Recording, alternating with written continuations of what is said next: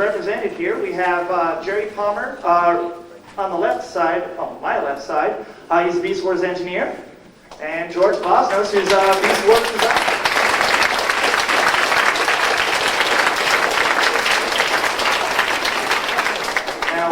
Before we start, we got some surprises going on here. These two gentlemen busted their collective butts off to do some stuff special for BotCon. Unfortunately, it's not without cost. They've brought several character design sketches from some G1 stuff that was never made. Whoa. Unfortunately, no one can videotape it or photograph it. So, my request for you is to shut off your camcorders, put your cameras away, and they'll start displaying it. Unfortunately, if someone tries to be tricky, they're going to be forced to kind of put them away for good. At the end, I believe Jerry may be walking around them or some such thing, sort of like a Miss America, but not really. Oh, I will, like Miss America, although my legs are. So if that's cool with everyone, please help us out here. There are a lot of legal issues with that, and that's why the videotaping and camera photographing rules in place. These are kind of cool looking, and I think everyone's going to really enjoy it. They're going to talk a little bit about that, talk about the stuff to my left over here, and perhaps one or two other things later on. So, could you not sit down, please? No, could you not sit down? It's going to shake the camera. Yeah. So without further ado, I guess we're going to set them up. Yeah, I'll start setting them up. They'll start talking, I'll start setting them up. Thanks. Well, first of all, it's a big pleasure for us to be here and to see the support of all of you guys here. I mean, this is what makes our job fun, and you guys are a very important part in what we do, and hopefully, you know, what we're doing, most of it you guys like, some of it you might not. It's tough to please everybody, but we're happy to be here, and we're happy to show you this stuff. Again, we wish you could shoot it and do whatever. Just hope you guys understand that this is due to the nature of the beast, so to speak. We got to be really careful with this stuff, but we wanted to bring it and just let you see some of the initial boards for some of the stuff, what they look like, where some of these ideas start from, and we can talk about basically whatever you guys want to talk about, how the process happens. We don't want to shy away from questions, again, but you guys got to understand, we'd love to just sit here and tell you everything that we're doing, what we're going to be doing in the next couple of years, and where everything's going, but we can't. But we'll try and help you out as much as we can and give you as much information, and you know, hopefully this will be enlightening for you guys, and just don't ask us any really tough questions. So we can set some of these things up so you guys can see. We're just going to put them up here. When we're done, we'll give you guys a few minutes to walk by and take a peek at them so you can see them. We don't want to spend a whole lot of time going through these things because they're either, like Glenn said, they're either things that we didn't do. Some of the things in here we might have. Again, this is just for you guys to see some of the initial boards that we present to management to say, hey, here's some ideas and things that we want to do. To give you a little bit of background, Jerry's been on Transformers, what, 7, 8 years? Second generation G2. I have been with Hasbro for 3 years. I've only been with Transformers for the past year. So pretty much what I'm doing is from the second half of 97 stuff, and I'm already working on 98, 99 product. So again, I might not be able to tell you as much as I'd like to, but hopefully, you know, we'll open it up and see what you guys have questions on, and we'll take it from there. I'm going to show a real quick, just a rendering. What we do from a design standpoint, we start in a rough stage. It'll be line drawings, showing concepts, this type of thing. We talk it out. We look at what the designer has developed, and then we brainstorm, we add to that. We then take it to the color rendering stage. Okay, this is again an initial rendering. So we haven't selected colors or anything at this point. We actually don't select colors until we've got initial prototypes completed. Again, the detail on these are just, you know, the really initial, really rough. we just get the idea out there, get a feel for what we want these things to do, what we want them to look like, and then they get finalized. So you're not really seeing final product renderings here. These are the initial boards and the initial concept stages that you're looking at. We're looking at a little tighter rendering. It would be the next stage after that initial color rendering.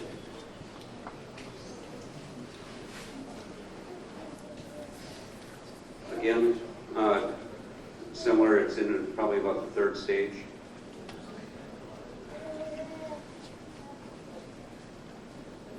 And again, we'll give you guys a chance to walk up and see these. We're just going to walk through a few of them so you know what's here. The initial, or probably about the third go around where we've started to put color to it, showing the transformation process. There's one in the back there too.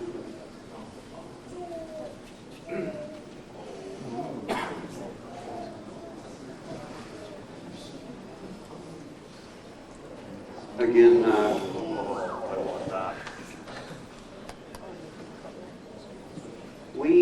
what we do, we will probably work on, there may be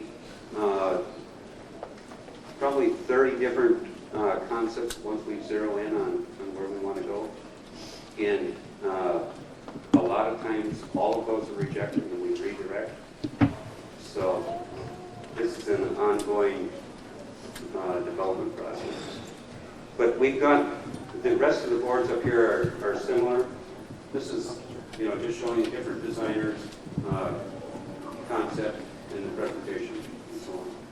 I'll give these to Glenn, and you guys can look at them later and walk through all of them.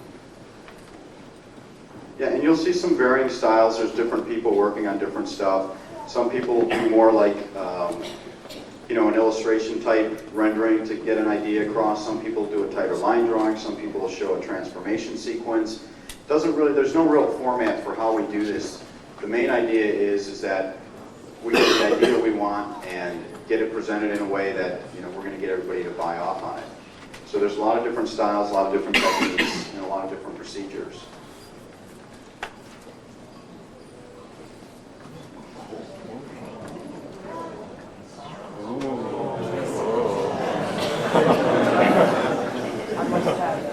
So hopefully you guys will have some fun looking at these, and we'll leave those up. And if you guys want to move into talking about some 97 stuff, what we'd really like to do is just basically, field questions from you guys and see what you guys want to know. Yeah, no cameras, please. We'd hate to ruin it for everybody. So we can pretty much just start taking questions if that's cool. Yeah, I got one question. Regarding the manuals, you also design little manuals for the Instruction sheets, George and I do those. You do? Along with one of the people from Hart, and it's getting to be a bear, I'll be honest with you. They're getting more and more complicated, and So you do that? yes. What role does Takara have in the design process? They created the original place and came over here, came later, and it's transformed. What George and I do, we're the only two people in the corporation that work directly with Takara. Hasbro has a Far East office in Hong Kong. Hasbro is actually in 110 countries. But we're the only product line that works direct with the vendor and the manufacturer. George and I work closely with Takara and all the way from blue sky concept through production. We've got we're completing the 98 product line. We've done that. We're actually going after a higher price point for 98 that will be available in August of next year. But we work, I'm on the phone 3-4 nights out of the week. It's daily communication back and forth, email and fax, just whatever is working best. George takes it from the design end. I take it from the engineering. I mean, what Takara does for us is we generate the concept, we generate the idea, we generate the direction, we generate the initial aesthetics, we generate the packaging direction and all that stuff. Takara executes basically for us what we want the products to be. They're extremely talented people over there. We couldn't do it without them. But we are the ones, Jerry and myself primarily, who come up with the ideas, we come up with the directions for the lines, we come up with the line look, and then we work with Takara to get exactly what we want. So, I mean, it's a very symbiotic relationship. It's a team effort. There's no weak link in the chain. There can't be, with just Jerry and I being the only ones at Hasbro working on it, working with Takara. It's a global product line. The logistics are extremely difficult, not only coming up with the concepts and everything, just getting everything done, because we're dealing with a company that's halfway around the world to keep the communication and everything working. But we drive everything that they end up doing. We are the licensor basically on this line, but they have a very deep tie to the line as well. So it's a back and forth, but we drive everything.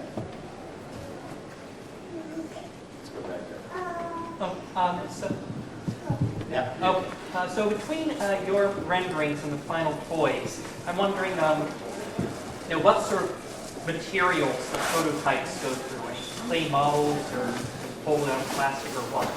What we do, we reverse engineer transformers, which means that we don't do any engineering drawings until we've created the model. Particularly on the B-Force product, because we're using ball and socket joints for the articulation. And so what we do, there's a lot of fine tuning back and forth that you really can't do on a computer or on a drawing board. So what we do, we create the model and then engineer from that. When I say engineer, we get down into the tolerances and this type of thing of ball and sockets, the distance, the dimensions and so on. From that standpoint, George and I, we'll do a breadboard model to begin with, which is basically just very square. We generally work on a urethane, and we'll take that and put how we want it to articulate. Then we start sculpting and so on. All of that, the sculpting, and that is done in Japan. All of the tooling on this product line is done in Japan. And that's to get the quality level. I also use only the best material. The top ABS, nylon, copolymer, propylene, and so on. If you compare to the competition, nobody is using that rate or those rates of material. I mean, to answer the question too, we work in different materials for the breadboards. Normally not in clay, because clay doesn't give you the flexibility to put joints in there and test the transformation. So urethane is better, just blocks of urethane, basically to make sure that this thing has the sequence that we want. It has the level of difficulty, whatever the price point may be, the number of parts are there. So really, they're just very blocky forms. And then once we start with the sculpting, I have to make sure that they're keeping the designs and everything the way that I want them to look as we go through this. And that's where the trade-offs start to come in, because they might say, well, look, we're not allowed to do this. Here's what this form has to look like here. So it's a back and forth, and hopefully we end up, with the product that we want. But it's a back and forth, and most of the breadboards are done in urethane. Yes, there are some of the toys that I've seen recently from people who are based after the ones already in the series. But some of them, I don't think did the characters a lot of justice, like such as Air Razor. And I'm wondering, are you planning on remaking any of them to look more like off the series? You mean the toys don't look like the CGI? Well, what I mean is that with Air Razor, the toy, doesn't really look right for the show. This, we're in an evolution stage here because, you'll see this, starting in, particularly as we're growing here in the Beast Wars product line.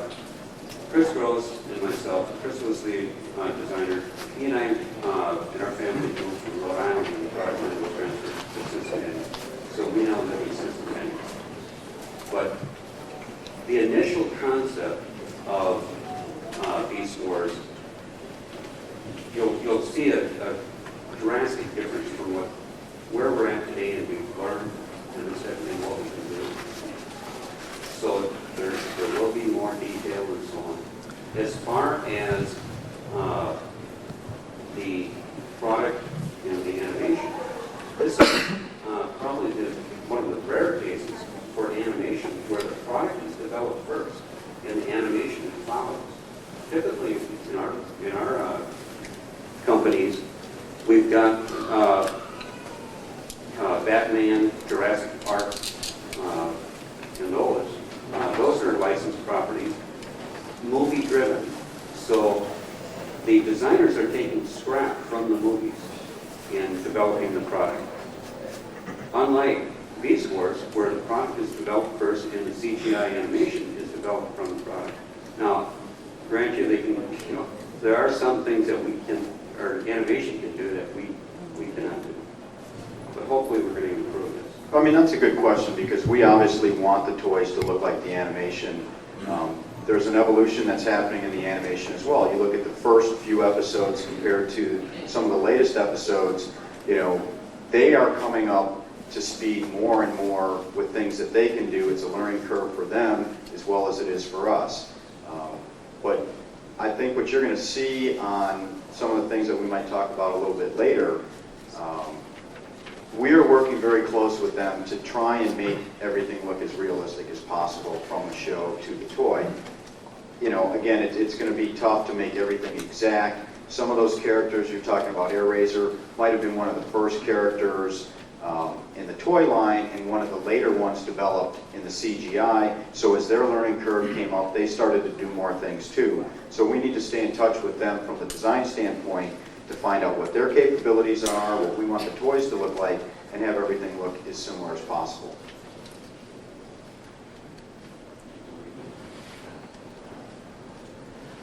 Well, first of all, even if it wasn't you two specifically, let me congratulate the design team on two really awesome products and the combiner teams that are out now. Thank you, Boston, quite frankly. Secondly, while there has been only very little leak, you may not be able to tell us much. What, to cut the meat, can you say about the immediate upcoming line, say for the rest of the year? We've heard something called Fusors, for example. Don't know how close that's going to be to the actual toy. How do you know about this?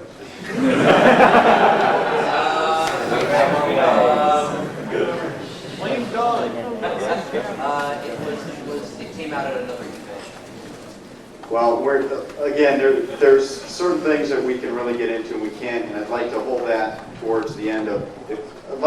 Anybody who's got 97 stuff, let's deal with that first, and we'll get to that towards the end of this. That's beyond that. Well, I was asking back about the rest of the 97th year. The rest of 97 product? Yeah. What's the come up for fall? Yeah. What developments do you have in mind that you could tell us about? I think what you have here, we're pretty close to that being the 97 product line. We will be shipping 98 product out of the Orient in November. Oh, okay. So We've kind of pushed the schedule up as much as we can, so there's the 97 stuff, what you're seeing here. We're trying to introduce some of the 98 stuff a little bit early, so, there might be a slight lag there, but I can't see it all from here, but I guess we'll go about this. yeah, and again, that'll stay up there so you guys can come up and take a look. how about the Superman guys? Can we look forward to any more Machine Wars from our recolored Japanese or British line? And 97? Or 98? Or at all? Please? We are in negotiation. So George and I are the Beast Wars people, and when you come to Machine Wars, that's basically old product that they've redecorated or recolored, shot it in different colors and this type of thing. So we're in negotiation with another division of ours. How about that against the wall? Yeah. First off, are you making any bigger Transformers, like bigger than T-Rex, bigger Dallas ones? Yes, we are.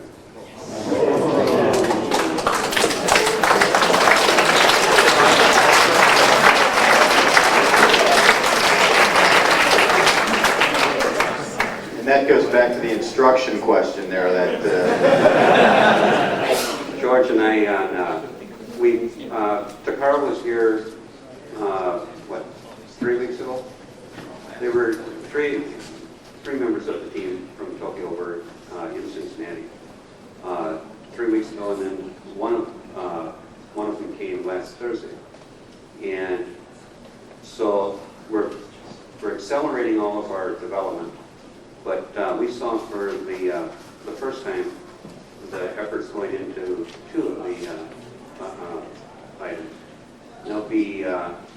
They'll be comparable to Optimus and Megatron in the Ultra teams. When we saw these things, naturally, it's like a kid opening a present for Christmas. So we were both really excited to see what we've done. They are in the Orient again, making modifications that George and I had requested. So that's a typical stage, so there's nothing wrong with it or anything like that. But when we saw these things, George and I looked at each other and we said, the instructions on these are going to be incredible. So, and then there's one item other than that we're pushing size on. We'd love to do stuff that's really big. You got to keep in mind that we've got marketing people we've got to satisfy, we've got retailers we've got to satisfy, and there's a whole bunch of logistical issues there. But we're trying to get some of these upper end items. We'd like to do some really big things. Well, maybe not that big. Just two questions. Sure. One, is there an area to drill bit which will pick so you can be on the video? say that again? The bigger drill bit, Yeah. at least one seems to have like pegs on the back two sets of inside legs seem to be making three off such that the robot legs have a hole in the back that should go on the peg. Are you transforming it right? Okay.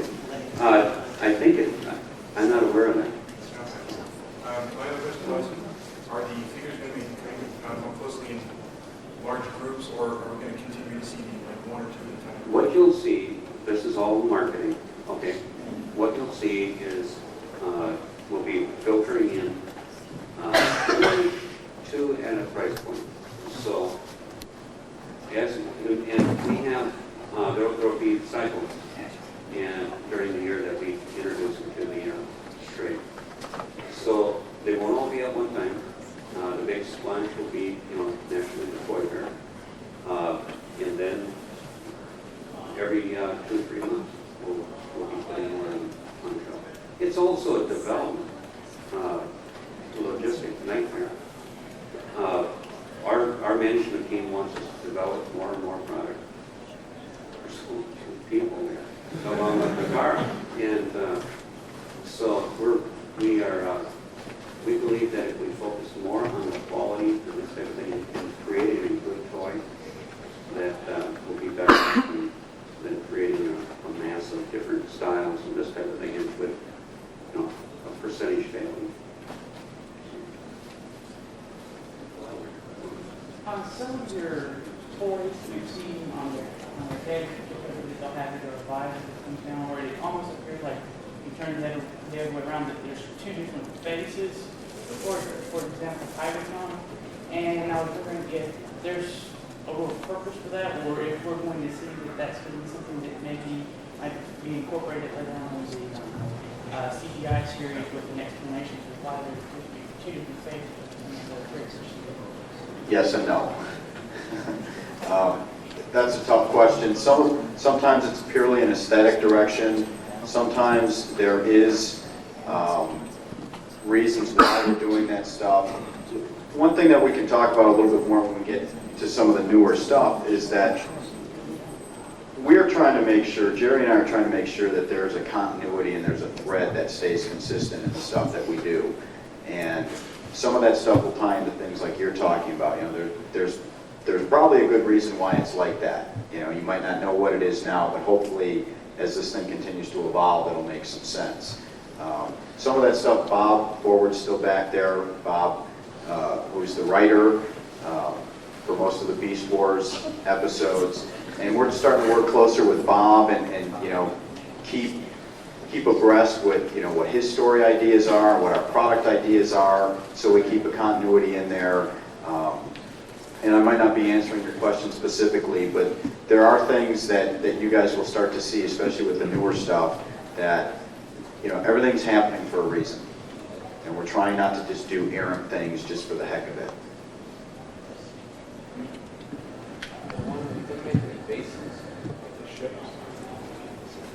Say that again? Are you going to make anything like bases or ships or anything? Other than Possibly.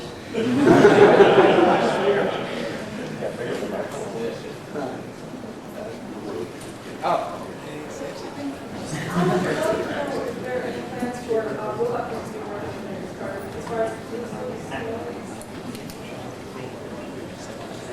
That's a marketing issue, and where George and I are coming from, we want to do anything like that we possibly can. So, but we have not made any decision on whether or not we're going to do that. What was the question? If there was like robot points or mail-in exclusives or something, is that right? Yeah, I mean, Jerry and I have talked a lot about that kind of stuff. We like that idea. We've actually come up with some ideas for things like that. And we're trying to get some of that stuff pushed through. It just has to happen in the right place at the right time, and it's got to make sense, you know, for the corporation to do it as well. So as long as we keep hearing stuff like that, if that's things that you guys are looking for and interested in, we can keep pushing that. And hopefully, you know, we'll get to the point where we can get something like that done. You know, that would be a good thing to put on like the research survey, because that kind of information will be circulated around the company. And so, where George and I are coming from is anything to promote the product, you know, within reason. And so, so. Well, that's good, and that's why the survey's here too, because I mean, we do care about the feedback. We do want to hear what you guys think, and you know, we do. I mean, we think, I think a lot more like you guys do than maybe the other people that we work with do. But we just got to prove to them that we're not, just Jerry and I aren't thinking this is a cool idea and we want to do it. You know, there has to be some support saying, hey, look, you know, there's a lot of people out there saying this is stuff that they'd like to have and like to see, and it makes sense. So we're working on it. Yeah. I've been noticing a kind of shift in the balance of power. A lot more Predacons coming out than Maximals, particularly in the larger toys. Like there's 4 Mega Predacons, only 2 of the Maximals. I was wondering, is there a reason for that, or will we be seeing some We more? try to balance, but we also try to try to go after, you know, what we think would be a good, I'll say beast. But maybe we need to take more, or, you know, be more concerned about that. I mean, we try and keep it even. One of the key things, and Jerry just touched on it here, there's a lot of animals, there's a lot of beasts out there. We probably have presented, you know, if there's 20 or 30 items in the line, whatever it comes out to, we probably presented 150 concepts of beasts and creatures that we'd like to do. And not everything lends itself to being what we would consider a good product, a cool product, or a product that makes sense. So that is probably one of the tricky things about this line, that we want to really be careful about the types of characters that we do, just for not doing a character that we haven't done or something that's out there and exists. Once we run through the concept boards and maybe breadboards, it doesn't work that well.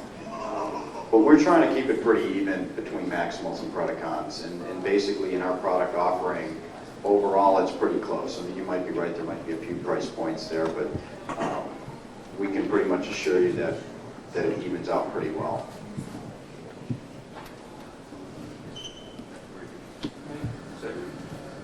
Yeah, and we'll pick up you right. When you first started Generation 2, you started coloring the original Generation 1 series. Were there more plans for that? More plans in coloring? Yeah, you colored the Generation 1 series. Well, we did. I did that for Generation 2. We basically, to relaunch Transformers into the domestic market, the quickest way to do it was to pick up the full plume and redeco the product. We did, upgrade all of the materials and so on those. In the future, that's a possibility, but we're not locked into, saying no or yes. I think part of that too is you guys got to keep in mind that we have a limited amount of space in the retail stores that we can get product out there. Do we want to put or take some of that space for redecoed Generation 1 or Generation 2 items, or use that space for brand new product? So that's part of the trade-off too. It's not that we don't want to do it, we don't think it's a good idea. You have to picture, like being in a grocery store, there's only so much space that we get allotted to. We're always trying to push that space to get more and more of it because we want to get more product out there. We just want to make sure what we occupy that space with is the best stuff that's for us right now. Yeah, I was wondering, as designers, what motivates you to do this line? I mean, is there any particular designer, like maybe like Sid Mead or any, you look at the old line, get ideas to stay fresh? Well, Sid Mead is a very influential person to me. I mean, I've met him personally. He went to the same design school that I went to. Not only is he a great man, he's a very humble and modest man, and a very, very creative, progressive person. His work influences me. I'm influenced by a lot of things. I can't pick one thing in particular because, it's just a combination of constantly taking in things around you every day, looking at types of work like that motivates you. I mean, there's a lot of things in fine art paintings that motivate me as far as colors and things like that.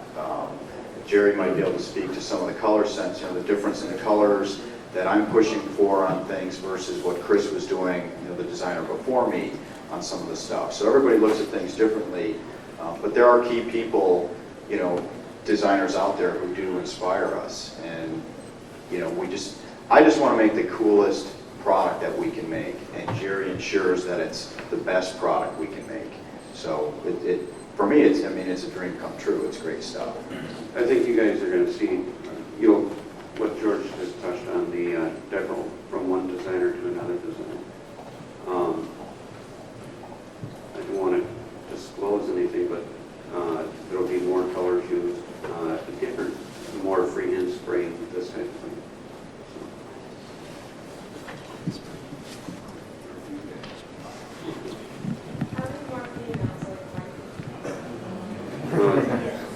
That's a good question because I have 3 daughters.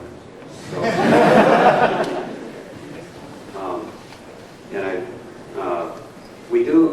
we have one that George just finished the deco on in one of our new segments that we'll touch on in. I don't know if I want to show it. We like that idea, and again, we don't want to do stuff just for the sake of doing it. We want it to try and make some sense. Again, that's where we look to Bob also to see in the storylines where that stuff makes sense. And again, it's also a product offering. It's an overall product offering with the amount of product that we can get out there, how we can break it up, where it makes sense to do it. We can say that there still is a female in the new segment, and we're pushing that stuff. And he's done an excellent job at decorating this. and that's about as much, I guess, as we can say right now. But we're not chauvinists or anything, so we.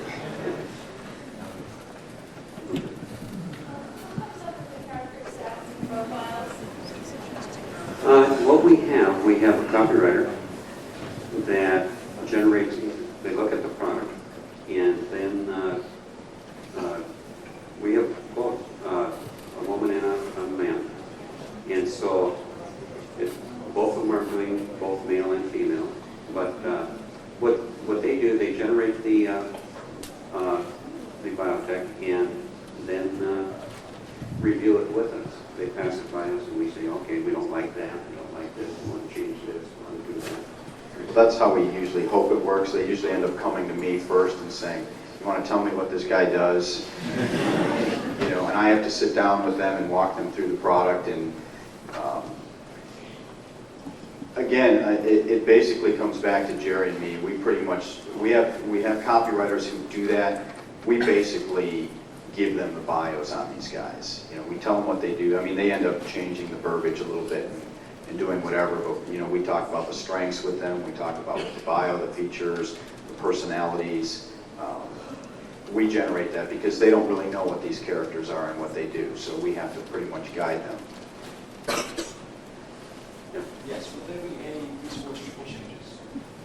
Resource triple changes. No comment.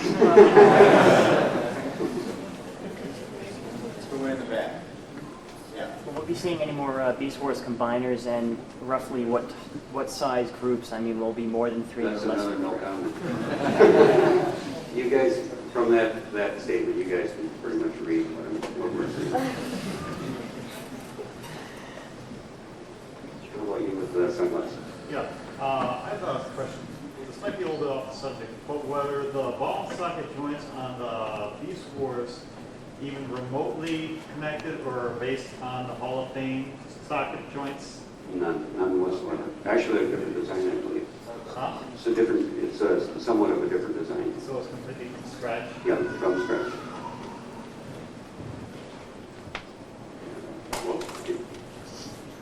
You said that you were going to be doing some higher end modeling. Yes. Would there ever be like another collector's edition of maybe metal toys for a high price? That's a no comment.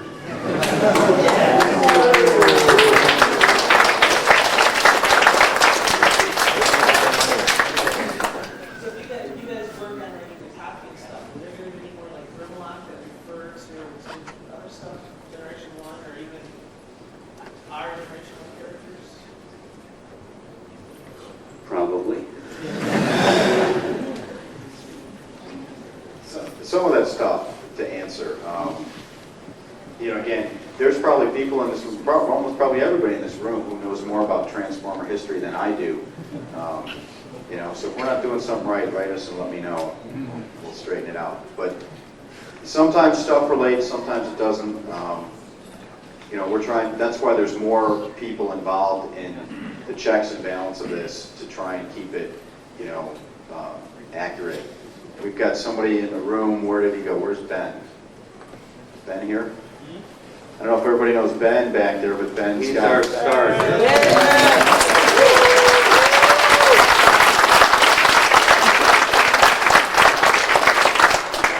Ben's the guy who's going to help us out and keep us honest and everything. So write Ben and he'll write us. We need more work, right, Ben?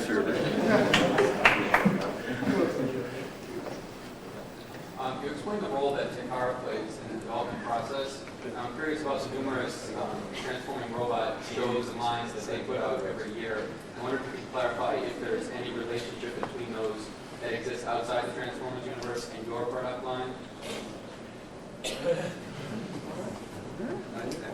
Yeah, relation as far, you mean the product itself or? Well, I mean, outside the United States, Takara puts out numerous transforming robot lines every year, but they do exist outside of the Transformers universe. Now, I was wondering if there's any kind of relationship, and if so, if you could clarify. There's numerous designs out there that they put out that you don't see over here. They have. I'll say, vehicle-based, this type of thing. Their own domestic line. They have also introduced in They showed it at their toy fair, I think that was in March, the Beast Wars product, which went over phenomenal. So they're starting to market Beast Wars in China also. So that stuff, you guys don't have any part in that? No, not in their domestic market.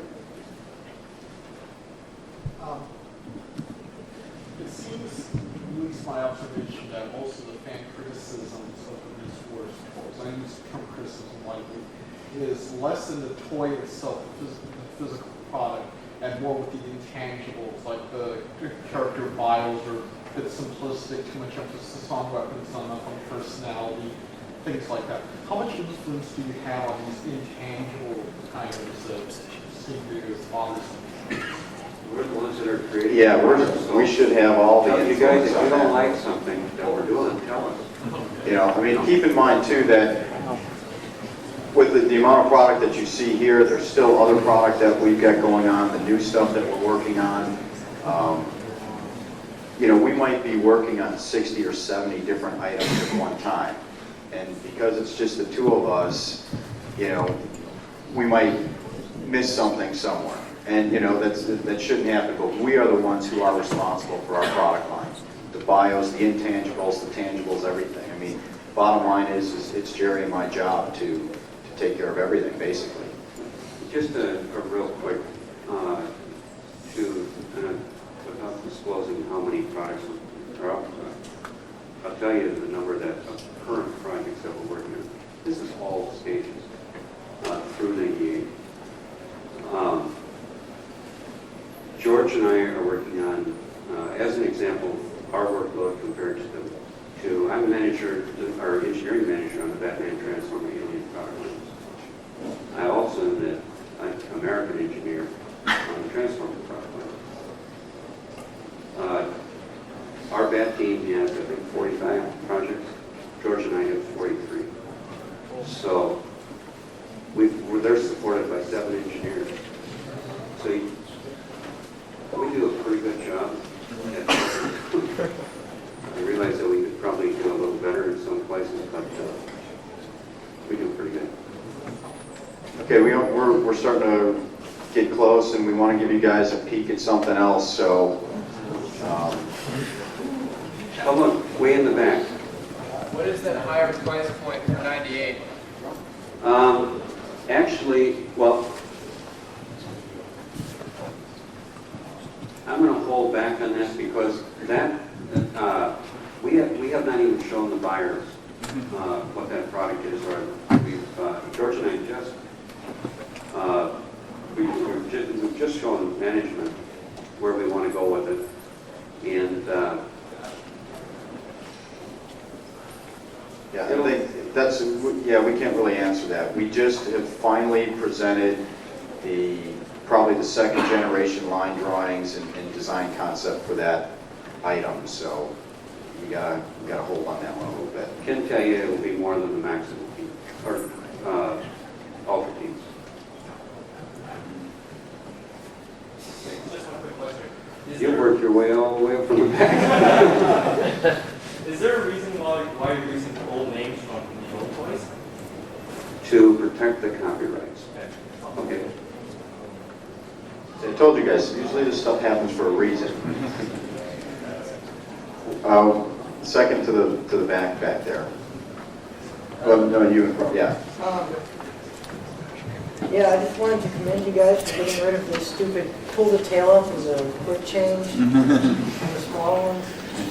I wanted to say thanks for getting rid of that. Trust me, partner, that's a nightmare. We live. It's one of these things that we've lived and learned, you know. So we won't touch that again. Are there any actual definitive plans for the future machine wars for the KB line, and will they be exclusively limited to KB We kind of touched on that before. We touched on it before.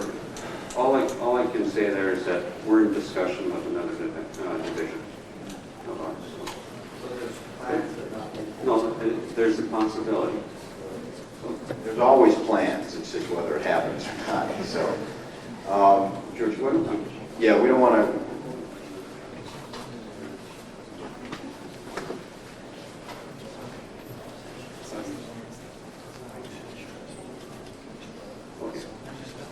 All right, we're going to have Glenn pick the people who are going to answer the questions.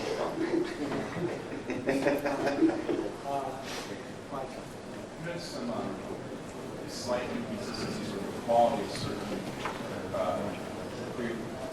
Beast Wars characters, was looking out as far as like the quality of the plastics. It seems like some kind of piece of plastic, some bendable real plastic. I was wondering if that's going to be wiped out, or is there going to be some slight inconsistencies? And my second question is, or actually a request rather,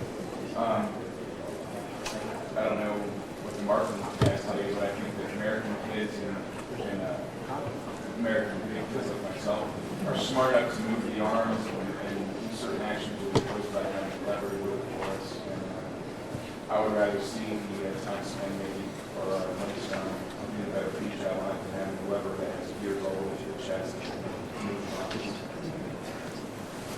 So I forgot the first one. Well, the last one, the quality of plastic.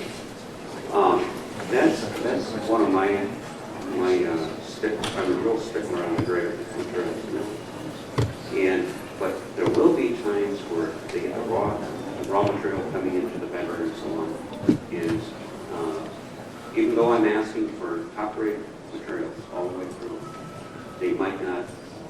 There might be some items, okay, that where they at the early stages possibly where they use different material.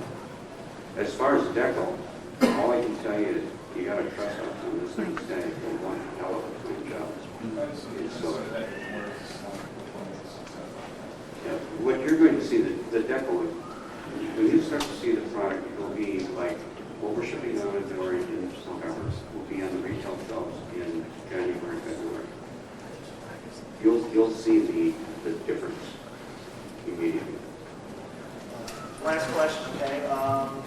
The gentleman in the back has been raising his hand for like 20 minutes. You far back. I just want to know if there's any plans for considering adding electronic or audio elements to your design.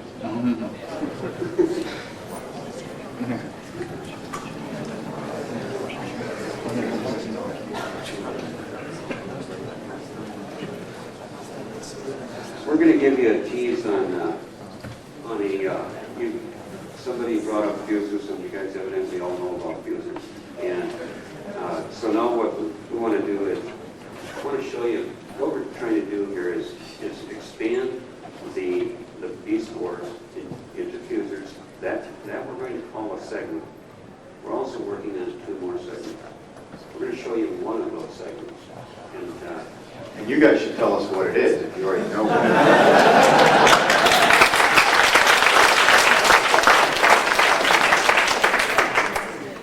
Before we show it, again, from the time that I came on the line, what we're really trying to do, like I say, is keep a certain continuity in all this stuff. And again, with the show doing as well as it's doing, again, Bob's done a great job with the stories, and we're working close to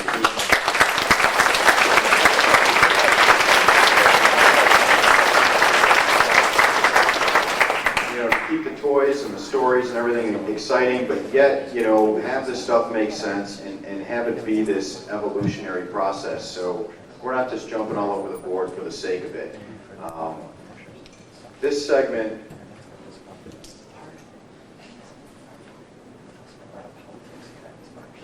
Hold it up high, please. yeah, no cameras, and again, maybe Glenn or Jerry can walk this around. You guys can come up and look at it. We are really excited about this segment. We hope you guys are going to like it. We are going to just show you one character from this segment. And if Bob, feel free to come up and talk about this, how it's playing into the new thing from the show standpoint. But we're really excited about it, and we just want to bring one guy out here. We can, pretty much say that this entire line is, from our perspective, is going to be pretty What you're looking at there, that's Cheetor's new.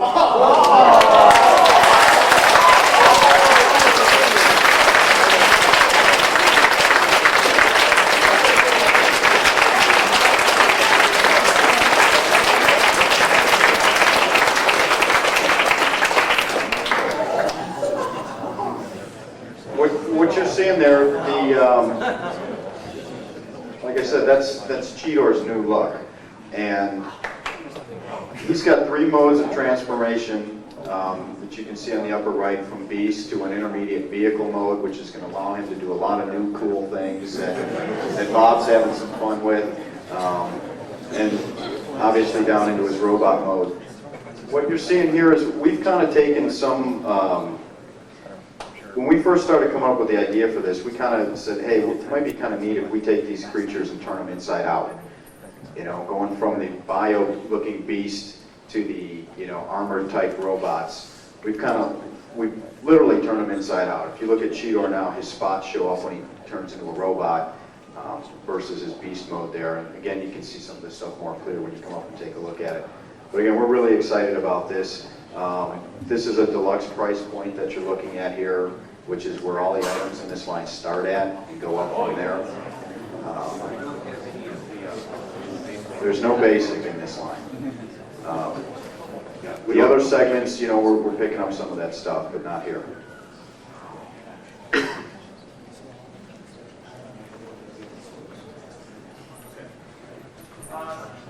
So what we're going to do is, so we don't have a rampage of people, we're going to alternate rows, coming on up, looking through here, and working our way out, so everyone has a chance, because George and Jerry have to get going. So let's start with this row up here. Wait, Glenn, wait, hold on. Before we do it, again, we just want to say that, you know, this was a great opportunity for us to be here. We want to thank Glenn and his crew for doing a great job on this show.